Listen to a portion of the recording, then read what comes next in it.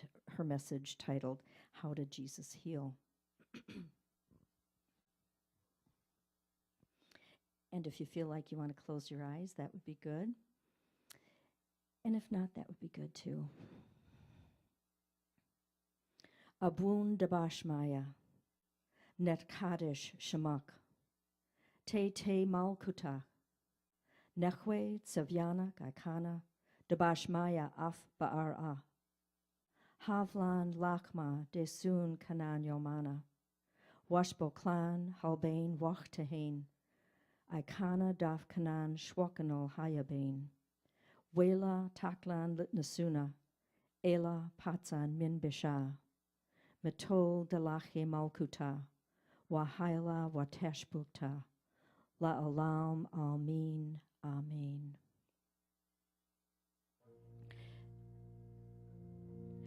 And the translation, O birther, Father, Mother of the cosmos, focus your light within us, make it useful. Create your reign of unity now. Your one desire then acts with ours, as in all light, so in all forms. Grant what we need each day in bread and insight. Loose the cords of mistakes binding us, as we release the strands we hold of others' guilt. Don't let surface things delude us, but free us from what holds us back. For you is born all ruling will, the power and the life to do so, the song that beautifies all, from age to age it renews. Truly, power to these statements, may they be the ground from which all my actions grow. Amen. And together. Our Father, which art in heaven, hallowed be thy name. Thy kingdom come, thy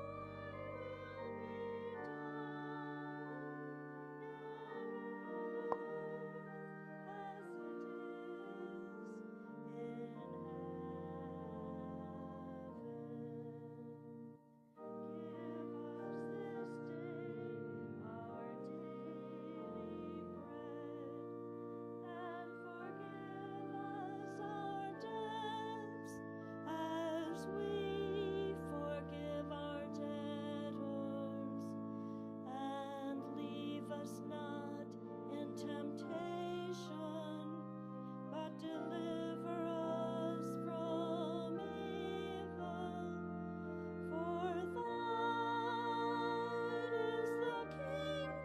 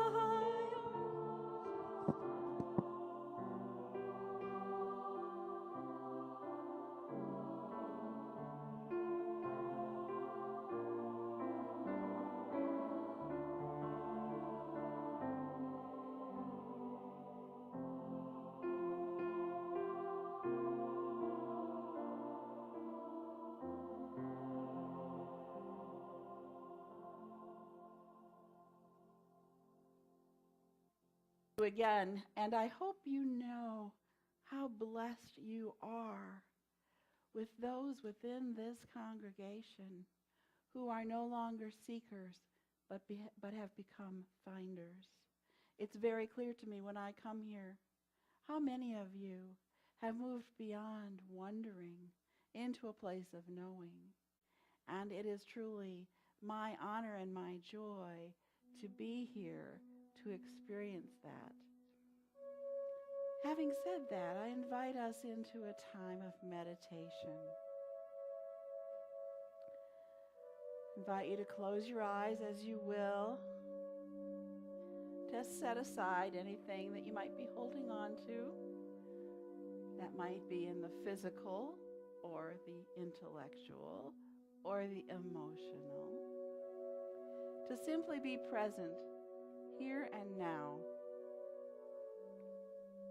Breathing in life and breathing out love. Being that transformative presence that you are.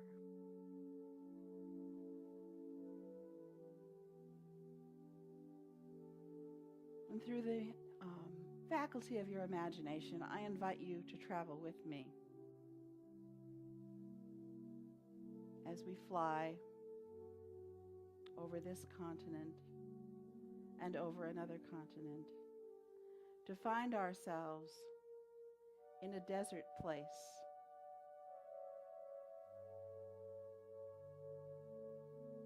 We get off the bus that brought us there.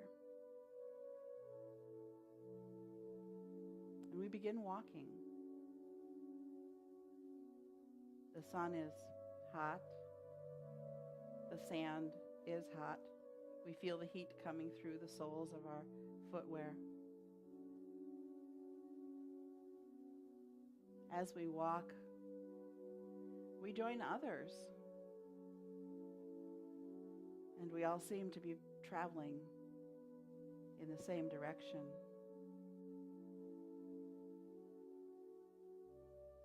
As we walk, we find ourselves joining together with those others. Such by the time we reach our destination, we seem to be old friends. Our destination looms on the horizon. It's not a mirage. It really is an oasis in the desert. And as we come upon that oasis, we see palm trees. We see a spring. We see vegetation. And we see some people seated on the ground in rapt attention as they hear words spoken by some man.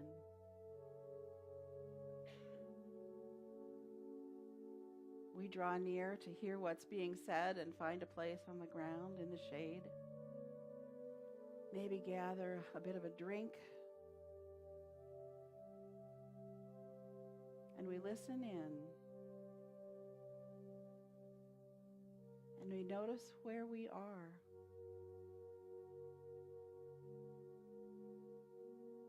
And we begin to feel the presence of that man. We see the clarity of his vision. We hear the clarity of his words, revealing the clarity of his thought. We feel his faithfulness, his utter conviction, and we are spellbound. We find ourselves in the presence of Jesus, Jesus of Nazareth, who is teaching this particular day. And as he often did, reaching into our common everyday experience to bring forth his truth. He says, if you have faith the size of a mustard seed, you can say to that mountain over there, move, and it will move.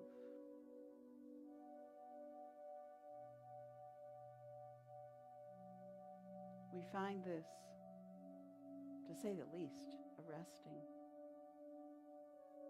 He proceeds to talk about what he calls God, Father, Abba. He speaks of this force, this power that is all good and all love, all wisdom, not a God of vengeance and judgment. And he looks each of us in the eye and says, you come from that goodness, and you are therefore all good. While it sounds a bit foreign to our ears, we continue to listen because it's so compelling. And we allow ourselves to bathe in that essence, that beautiful essence of Jesus. We find ourselves craving to know more, craving to be more like this man. And then he says, greater things than these shalt thou do. And we begin to believe, yes, we can do such wonderful things as this man has done and said. We can do them and say them too. Long before we are truly ready, it is time for us to leave. Jesus stands first and walks away in another direction from which we've come.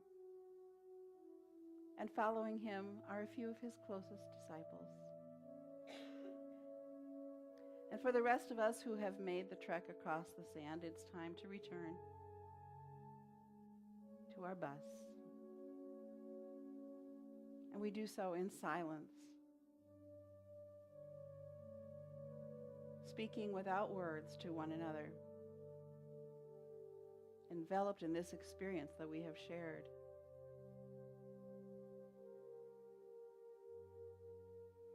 As we return to the bus, we notice on the side of the bus it says, CC Trail.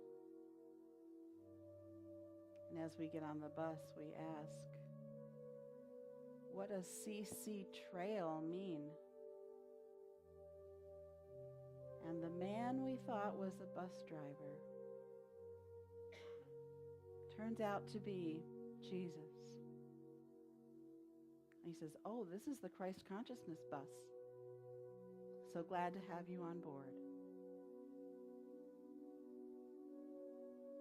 In the richness of this experience and full of gratitude for what this day has brought to us, we make the journey back to the nearest major airport. Jesus fades from view without really saying goodbye. And so we carry him with us in our hearts as we make that return flight.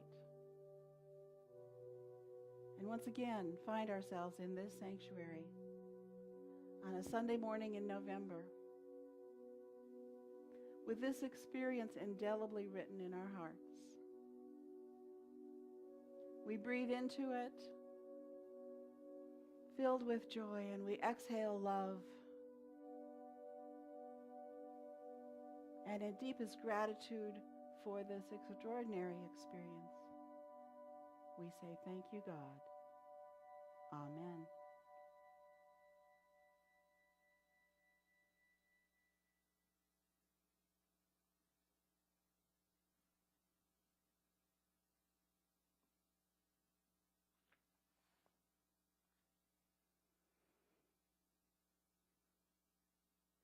My message today is, how did Jesus heal? And I have to say at the outset, what an outlandish topic that is for 20 minutes. And who am I to say anything about how Jesus healed? I am one of you. I will join you in the exploration, and I ask you to join with me. And let's see where we go. Of course, whatever I say today is not the last word. When you've been coming to Unity for a while, you know that any Unity minister is not going to stand at the front of the room and tell you what to think or believe or feel. Is that not correct?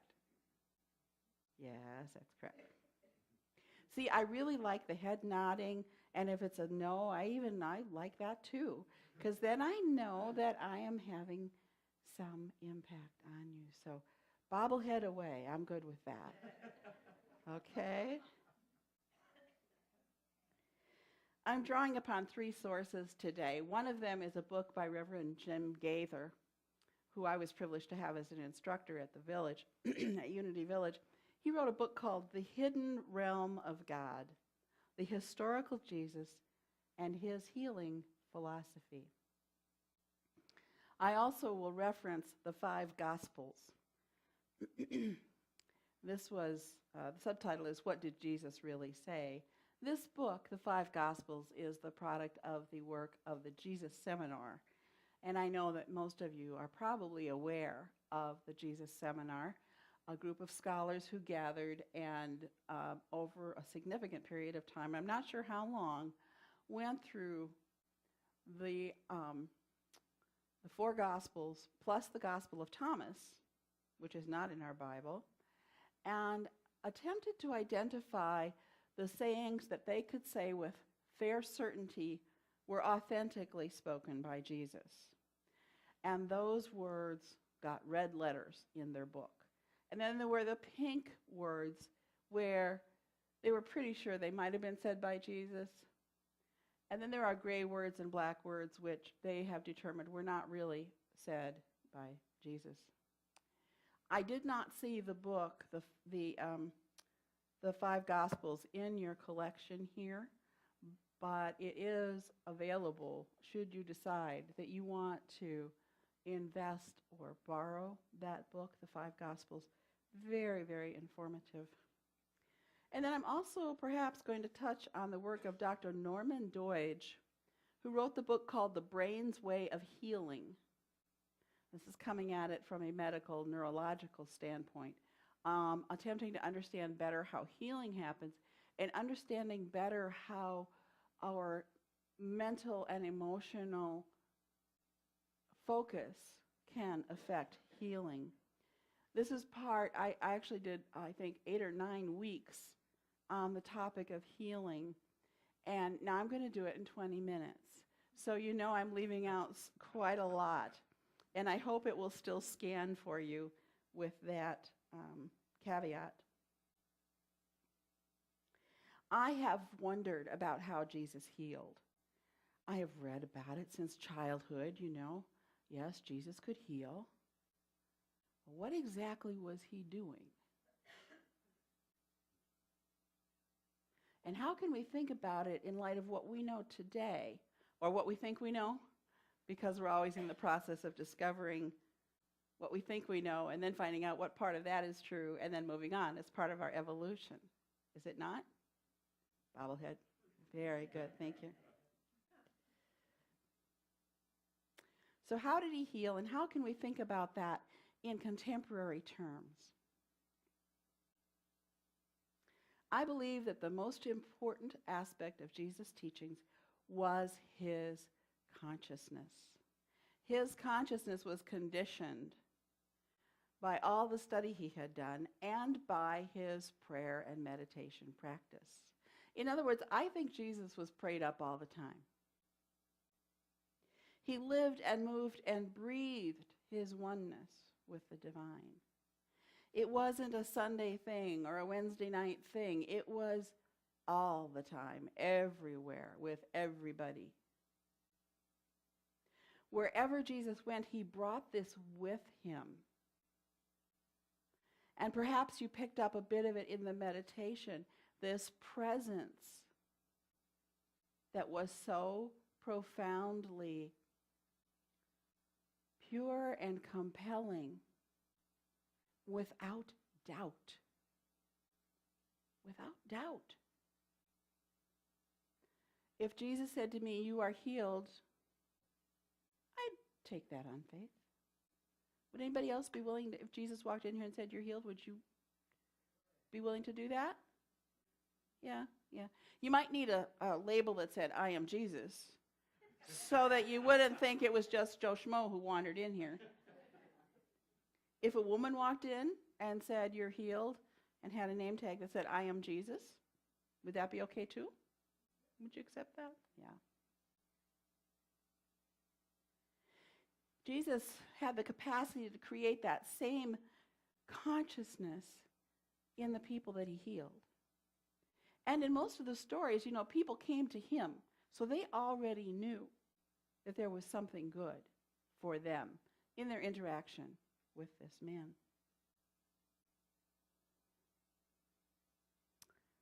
Interesting, Jesus believed that God is all good, and that this was not the God of judgment, condemnation, punishment that might have been familiar to the people with whom he was speaking in the past. It may have been a new revelation for them, that God is all good all the time. If you grew up believing that God was judging, and perhaps some of you did grow up with that message, what would it be like?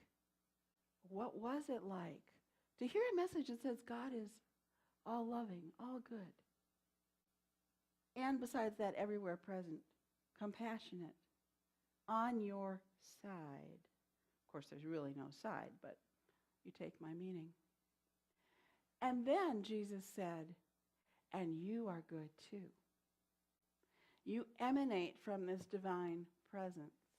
You are extruded right out of that divinity, and therefore you are good also." He further believed there was no need for worry. Got your attention on that one? There's no need for worry. Because, as the song goes, he's got the whole world in his hands. That's a very physical sort of a song, but there's no need for worry because the divinity holds us all. Pretty reassuring message. He believed that divine life has made provision for all creation, and nobody is left out. There is really no sides, and there really are no good people and bad people, no unity people and everybody else. He saw the divinity in all people, and he expressed love and compassion and forgiveness. Never leave out forgiveness, because forgiveness will block us from so much good. He associated with a full spectrum of people, from tax collectors to prostitutes to the highest levels of leadership in his land, very wealthy to very poor. Jesus was always prayed up. His consciousness conditioning came through his prayer and meditation, and he devoted enough time to it so that he could maintain that consciousness no matter what was happening. He took time apart, as we can read in the Gospels. He took time apart to pray and meditate. By now you might be saying, "Well, that's fine, Reverend Napel, but what did he really do?" I still don't get this. It's all fine, but what did he do? Well, he practiced Christ consciousness. He practiced consciousness conditioning. And that, I think, is the primary reason that he was able to heal, and the primary reason that we too can heal ourselves and others.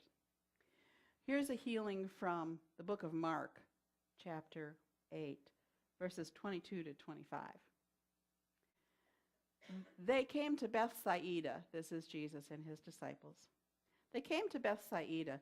Some people brought a blind man to him and begged him to touch him. He took the blind man by the hand and led him out of the village. And when he had put saliva on his eyes and laid his hands on him, he asked him, "Can you see anything?" And the man looked up and said, "I can see people, but they look like trees walking." Then Jesus laid his hands on his eyes again, and he looked intently, and his sight was restored, and he saw everything clearly. I like this story of healing because Jesus made a second stab at it. You know, the vision might have been 20/60, and he was going for 20/20. As someone who had cataract and LASIK surgery in August, I really can relate to this particular healing story. There was a time when there were some trees walking, I'll tell you. He used touch and sometimes substances like saliva or mud. And this wasn't because there was healing in the saliva or the mud, but because that concrete gesture helped the healing to be solidified in the patient. And it lent credence to those who might be watching, and help intrigue them enough to stick around and learn more. It's like us putting a Band-Aid on a wound. Okay, we washed it, we put a Band-Aid on it, now healing is happening. We do that with children, but I'll tell you what, we do that as adults too, don't we? Yeah. When we're practicing healing, and I know some of you are healing arts practitioners, you might put your hands on the person you're working with, because touch helps us to connect in consciousness, doesn't it? Those who are elders who don't get the benefit of touch, I'm one of them. I live solo. I have a Chihuahua. That's about it. And I like that little warmth next to my hip when I sit on the couch, but it's not the same as getting hugs and kisses from another human being. We know the benefit of touch. And so often that will be a practice that's added into a healing modality. But truly, the healing isn't so much in the touch as it is the consciousness behind the touch. Would you not agree with me? Bow ahead. Okay. Jesus hooked into the faith of the person he was working with. Often people came to him and they said, "I know that if you pray with me, you'll heal me. I know you can heal me." Over and over and over again.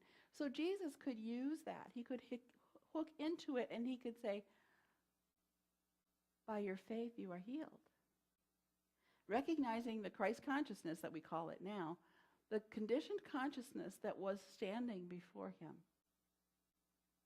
He used that. And he often gave a command like, "Stand up and walk," because he knew the power of the spoken word. And in unity we have the 12 powers, and one of them is in the throat. And what is that power? The power of power. Because when we speak, the throat vibrates. We're sending energy out into the world. It has impact on those around us, and it's powerful. So touching, speaking, using a material to help solidify the healing consciousness in the person. And if we want to be healing, we must condition our consciousness as Jesus did. I want to share a little bit with you from The Hidden Realm of God, the historical Jesus and his healing philosophy. This is Jim Gaither's book. I want you to relax into this and listen. It's a few paragraphs. And I find this to be one of the clearest descriptions of metaphysical healing that I have encountered. Ready? Head Bobby. Okay. Metaphysical systems are not faith healing in the traditional sense. Traditional faith healing involves belief in leaders with special gifts. These are the faith healers, who have supernatural connection to God, or a belief in sacred objects or places with special sacred connections to God. So it's in the person or the place. Metaphysical systems focus on the omnipresence of God mind, the power of human consciousness to connect with God mind, and the power of consciousness to transform physical experience. These systems claim that anyone can change their consciousness in ways that will establish physical and emotional health.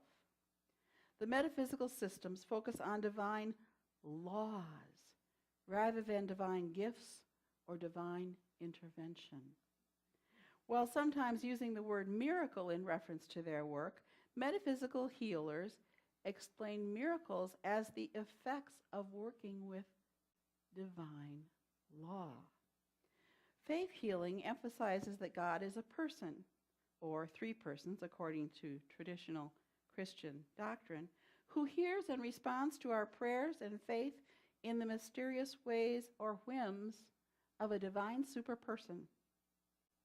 Metaphysical healing emphasizes God as infinite mind and impersonal principle, which responds to our thoughts in accord with divine law. Faith healing emphasizes belief in supernatural intervention, usually connected with a sacred object or a special person. Metaphysical healing emphasizes changing our thoughts with faith in divine law and in God as unchanging principle rather than as mysterious person. In the final analysis, the faith healers and metaphysicians are working with belief for healing. They are just doing the work using different language and explanations. In Unity, we believe that, as Jesus did, God's Spirit is the only true power, and that it is all knowledge and all power, always active, always present. We believe, therefore, that life is good. What do we call that belief? The first principle, right? Principle number one, God is all good, everywhere present. Jesus taught that. He also taught that we are good. And we believe this also because we are the emanation of the divine. Now, what do we call that belief? The second principle, right? Jesus thought and spoke positively. Today, medicine is coming to understand the power of thought. The growing science of neuroplasticity is showing that we can change the pattern of our thinking and actually rewire our brains to overcome conditions like Parkinson's and much more. And this is found in the book by Deutsch that I mentioned earlier. I have it with me in case you're interested. It's called The Brain's Way of Healing. We believe that what we think determines our experience. What do we call that? Third principle. I've already emphasized that Jesus took time apart to pray and that this was an important part of consciousness conditioning. We too believe that it's important to be prayed up, taking time daily to pray and meditate as Jesus did. What do we call that?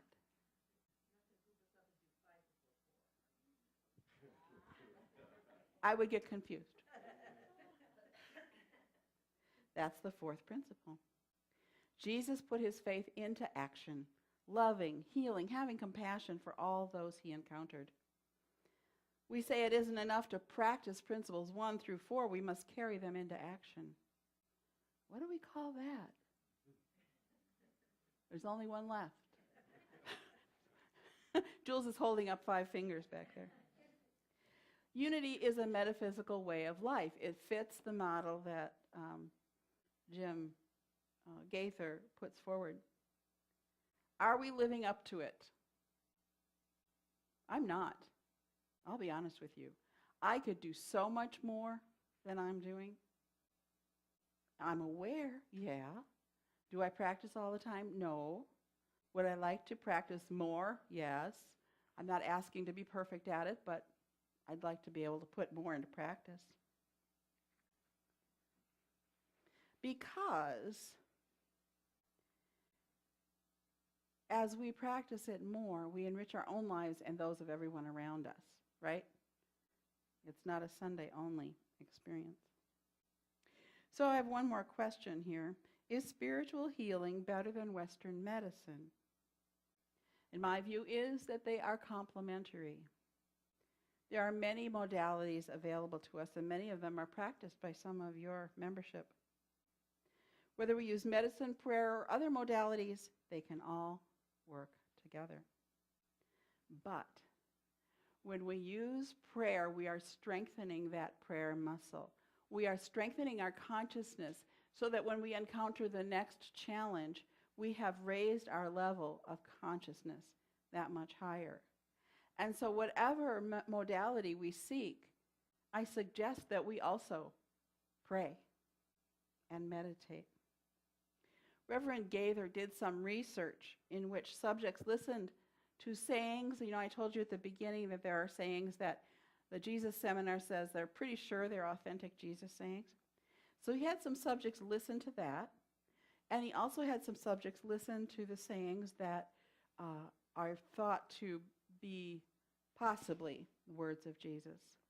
And what he found, and they called those the attributed words, what they found was that the people who listened to the words thought to be authentic actually had a greater stress reduction than those who listened to the attributed words. They both benefited, but there was a significant difference. And this was, of course, done as a blind study. It included not only people self-reporting, but things like measuring body warmth and pulse and so on. And he actually suggests that we could do this as a way to strengthen our own consciousness of the Christ by taking those sayings, recording them in our own voice, and listening to them frequently. Because we're imprinting in our consciousness the message that we most want to hear. Something you might consider. It's easy to do if you pick up a copy of the 5 Gospels, because in the back there's a cheat sheet, and it tells you which are thought to be the red words and which are the pink words. You can ignore the gray words and the black words, but in the back of that book is where you'll find this. Something for you to consider, perhaps put it into action. So as we come to the conclusion of this part of the service, I invite you to take a moment to imagine yourself seeing wholeness as Jesus did at that level. Take a moment, if you'd like to close your eyes, do that. Imagine yourself seeing wholeness as Jesus did. Living in the consciousness of love, faith, forgiveness, and compassion. Really living the 5 unity principles. At the grocery store, on the highway, in church, while listening to the news. All the time, everywhere, in all beings. What do you suppose would happen in your life? What do you suppose would happen around you? I believe we would reach much higher levels of health and well-being individually and collectively. Our lives would be transformed and transformative as we want them to be. As you go forward today, walk in the prayed up, loving, faithful, forgiving, and compassionate consciousness of Jesus. You will bless and be blessed. And so it is. Amen.